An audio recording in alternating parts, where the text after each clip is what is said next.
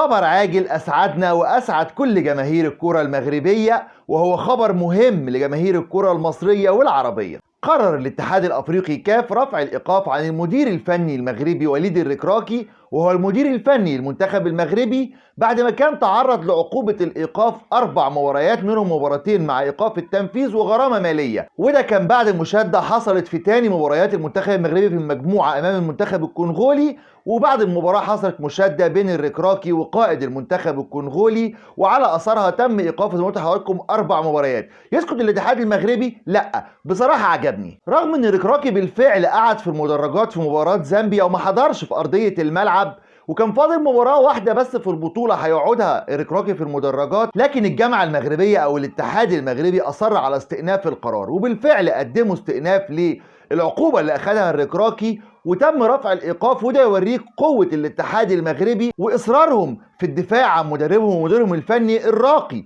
وليد الركراكي. بصراحة موقف محترم بنحييهم عليه. وهبعت رسالة سريعة كده لجمال علام رئيس اتحاد الكورة المصري، انت عامل ايه؟